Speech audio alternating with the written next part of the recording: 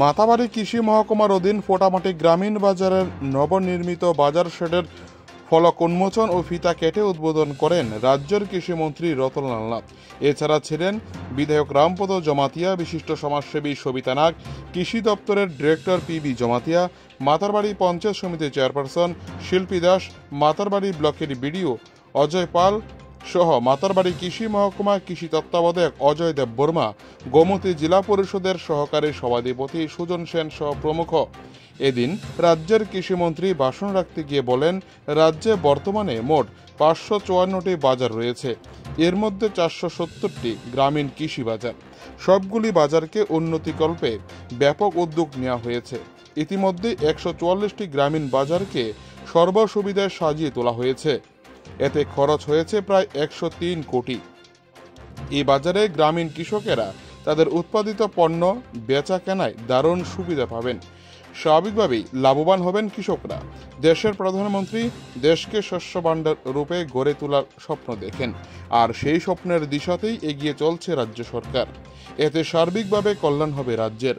এদিন 73 লক্ষ টাকা ব্যয় নির্মাণ করা হয়েছে ফোটামাটি বাজারে গ্রামীণ বাজারটি। পরে কৃষিমন্ত্রী রতনলাল নাথ জমিতে নেমে কৃষকদেরকে সাথে নিয়ে ধানের চারা রোপণ করেন। কিন্তু এই দিন রাজ্যের কৃষিমন্ত্রীকে দেখা গিয়েছে এক অন্য রূপে, যা দেখে হতবাক দপ্তরের আধিকারিক থেকে শুরু করে গ্রামীণ এলাকার সাধারণ মানুষ। ফোটামাটি থেকে নিজস্ব প্রতিনিধি রিপোর্ট, টিভি 100 বাংলা।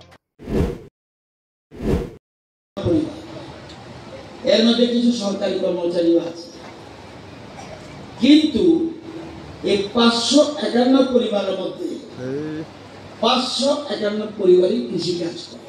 এটা একটা নতুন জিনিস আমি বলি। যারা এখানে দোকান দিচ্ছে তারাও কিন্তু কৃষি কাজ করছে, যারা সরকারি কাজ করছে কর্মচারী তাদের বাড়ির লোক কিন্তু কৃষি কাজ করছে। অর্থাৎ 100% কৃষি প্রধান এলাকা।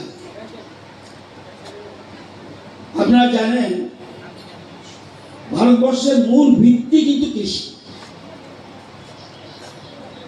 যে অর্থ ব্যবস্থা আছে মূল ভিত্তি কৃষি। তাই প্রধানমন্ত্রী দেখছেন যে কৃষির উন্নতি ছাড়া ভারতের সার্বিক উন্নয়ন সম্ভব।